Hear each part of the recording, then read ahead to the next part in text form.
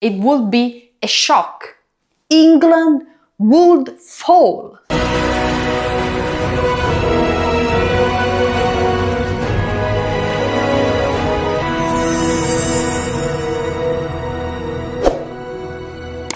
Hi everyone, welcome back to John Florio channel. I am Mary and I'm here to talk about, guys, the great John Florio. Okay, so today I will show you a document that I am sure 99% of you never saw. Dun dun. Yes, but before we start, I want to read a couple of comments that you left in the last video.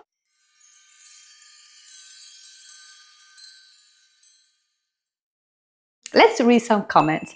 I had no idea about Florio's daughter. Whoa, that truly was amazing, a Shakespearean heroine. Aurelia was really a great woman and ahead of her time, also thanks to her father. The big problem with your collaboration theory is the characteristic poetic voice we find in the works. We can tell he collaborated in some works precisely because the voice goes quiet. For example, in Henry VI, it is absent for most of part 1, but roars to line 5, 2 and 3. We can debate who it was, what social class they were, what education they would need, but the idea that it's not almost entirely one person just with experience or reading or acting it. Most of the plays were borrowing from other plays, from other writers, so they were simply rewritten. They were the result of collaboration with actors who improvise on the stage, and they were commissioned by the aristocracy, by the court. This is why I talk about collaboration. This is why I talk about a Shakespeare machine. I still believe that collaboration was essential to create Shakespeare, and I still believe that one of the major writers was John Florio, who in the end decided to compile the first folio with all the plays, some written by him, possibly, others not written by him. This video today will be a bit provocative. Why? Just look at the title. Was Shakespeare a foreigner? Are you kidding me? The king of English literature, language and culture? Well, let's start. We know that the first mention of Shakespeare is in the Gross Worth of Wit, written by Nash and Green, in which we have the famous Johannes Factotum and the Shake-scene, the only Shake-scene in the country. So, 1592, absolute Johannes Factotum, okay? It's the first mention of Shakespeare. It's someone who steals the works of others, and it's an arrogant writer, playwright in London theatre. I also explained you, if you didn't watch the video, go and watch it now, because without that video you cannot understand this one. I also told you and proved with historical documents that this absolute Johannes Factotum was Johannes Florius, John Florio, who in 1591 signed himself as Resolute Johannes Florius. So Nash agreed, changed his sign name, his pen name, from Resolute Johannes Florius to Absolute Johannes Factotum. This is also the reason why we have the word Shakespeare associated with the name Johannes. If he was William, why they call him Johannes? Because he was John Florio. It's very simple. And we also know, thanks to a video that I explained you, that in 1598 John Florio replied. He is the only writer who replied to this absolute Johannes Factotum. In the first page of his Italian-English dictionary, he writes everything, and it's very, very clear. So it is clear, if you read John Florio's work, that absolute Johannes Factotum was Resolute Johannes Florius. So Johannes Florius, John Florio. But there is a gap. Something that happened in 1594. And this happened at the Gray's Inn in London.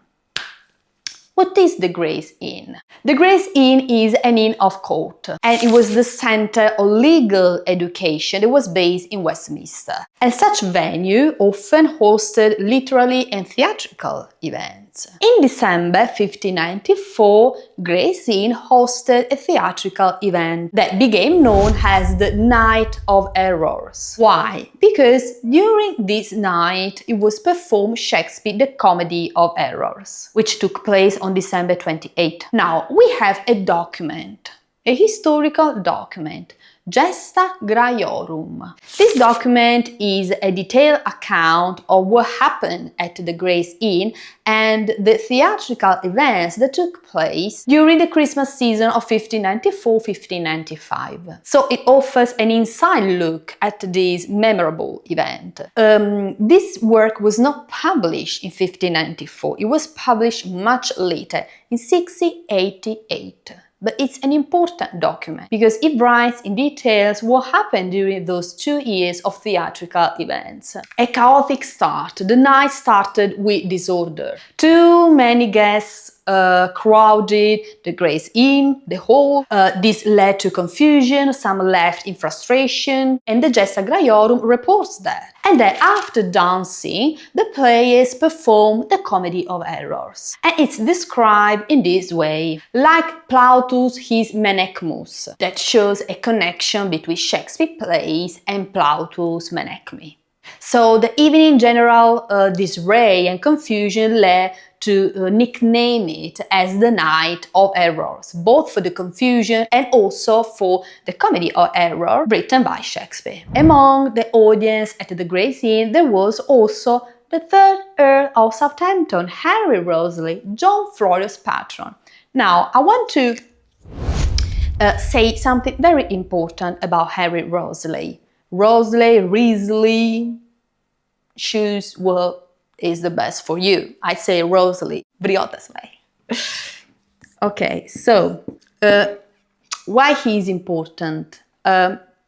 Today, if you look up at Henry III Earl of Southampton on Google in Shakespeare biographies, he is described as Shakespeare patron. Why he's described as Shakespeare patron? Because Shakespeare dedicated Venus and Adonis and the Rape of Lucrece to Henry. But is this enough to prove that Henry was Shakespeare patron? Why I am saying this? I am saying this because, again, I think that it's important to look at the historical documents. And we should look at the historical documents and not at conjectures that have become throughout centuries as truth. Shakespeare dedicated 2 works to Henry. Does this mean that Henry was Shakespeare patron? No, it means nothing. Why? Because at the time, many writers dedicated their works to the aristocrats because it was their way to try to gain their patronage. It was their way to associate themselves to their patron.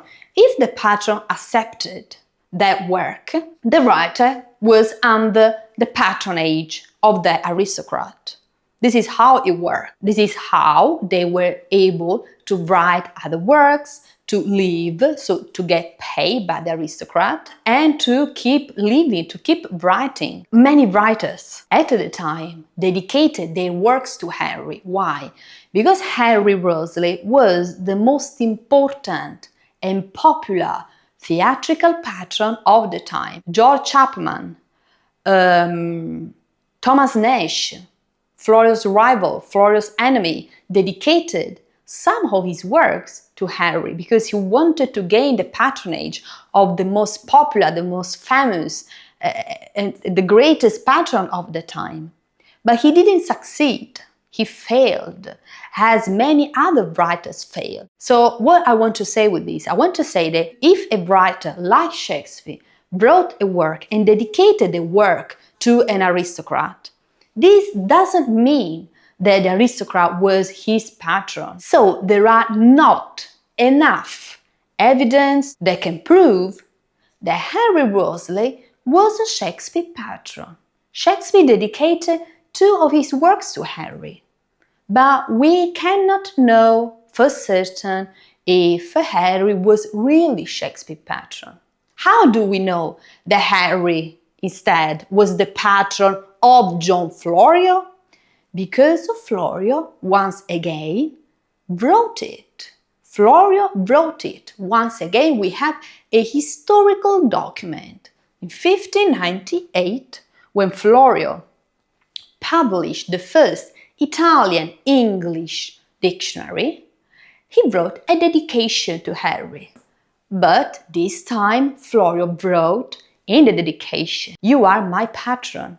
I lived under your pay and patronage for several years." Florio was always ambiguous. He never said things clear. He said some years, but we are 100% sure that he started his patronage with Henry at least from 1591 to at least 1598, when he published the first Italian-English dictionary. Later, we cannot know, because after this dictionary, Florio published Montaigne essays in 63, and he didn't dedicate the work to Henry. So we know for certain, we are 100% sure that Henry Worsley was John Florio's patron from 1591 to 1598. And we also know that Florio lived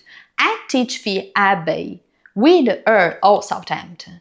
And through the historical documents of the time, we also know that they were always together. The Florio followed Henry everywhere, wherever he went. The historical documents of the time tell us that they played at tennis together, that they went to theatre together. So when there was this night at the Gray's Inn in 1594, Florio was there, was in the audience with Henry. And this play, The Comedy of Errors, that was performed at the Gray's Inn by the Lord Chamberlain's man, was criticized by the audience. The audience didn't like the play because they say that the players were not talented. They say that the players were base and common fellows. This is how they described the whole atmosphere. Possibly it's due to the fact that the Gray's Inn was merely a place for the aristocracy, so upper classes who were a bit snobbish, about the players. But anyway, the play was a fitting choice for the evening, and it's based on Plautus' Menechmi with the mistaken identities and the twins' confusion. The main character of the play is Antipholus of Syracuse, who is a foreigner, and this has an interesting connection with a letter written in the Gesta Grayorum by the students of the Gray's Inn in the same year. This happened almost 2 years after the absolute Johannes Factotum. This letter, written by the students of the Gray's Inn, was written on January 1594. This letter is interesting because the students of the Gray's Inn criticize and attacks a foreign who is stealing everything in London, and he is a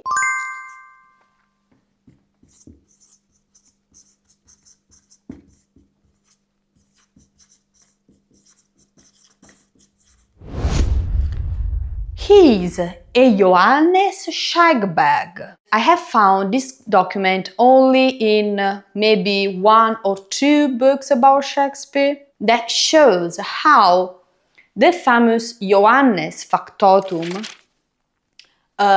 was also again repeated in this letter at the Gray's Inn, in which they performed theatrical plays, in which students of the Gray's Inn attacked this foreign who steals everything in London, and he is a Johannes Shagbag. So This is another reference, the same reference to Shakespeare that we find in the absolute Johannes Factotum for the first time in 1592 by Green and Nash. The difference is that this time we have this game, wordplay with the shake. This time is Shakebag, but always this Johannes, which again shows you that it's not about William. It's not really about Will from Stratford, but it's about Johannes. It's a name of someone named John. So we have the same wordplay that we have before. But this time, while in 1592, they attacked this absolute Johannes Factotum, and I also show you that it was an attack to translators, and the majority of translators of the time were foreigners. This time, at the Gray's Inn, students at the Gray's Inn attack again this Johannes Shagbag who steals everything in London in this theatrical environment, but this time, in the letter, they specifically write that they are concerned about foreigners, and among these foreigners, the most dangerous is Johannes Shagbag. Now, some of these letters that were written in the Gesta Grayorum were written by Francis Bacon. It's not the case of Johannes Shagbag, but certainly Bacon knew about this Johannes Shake-scene, and he knew about this attack toward the foreigners of the time and to Shake-scene. This corroborates the fact that it was always the same person they are talking about, the same Johannes Factotum, Green and Nash attacked in the Grotsworth of Wit. Same theatrical environment, same Johannes, same wordplay. And I also want to show you another evidence that we can find in Second Fruits that John Florio published in 1591, in which he signed himself as Resolute Johannes Florius. This work, there is a dialogue in which John Florio translates some of Giordano Bruno's best proverbs, aphorisms, and he translates them from Neapolitan language to English. One of these proverbs says this: "For to a broken altar no man will lie his candle, nor in a lockless chest no man will shake his bag." Is this a coincidence? No, as it is not a coincidence that Florio signed himself as Resolute Johannes Florius, and 1 year later Green and Nash attack an absolute Johannes Factotum, a translator. And it is not a coincidence that in 1594 at Gray's Inn, we Henry Roseley, John Florio's patron, attend a comedy at the Gray's Inn, where students wrote a letter against a foreigner who steals everything in London, and he is a Johannes Shake-bag. From Giordano Bruno's proverb in which he shake his bag, we have Johannes Shake-bag. It's very simple, actually. This is a document that you rarely find in Shakespeare biography. Why? Because it is associated with an attack to foreigners. And of course, they cannot say that Shakespeare was a foreigner.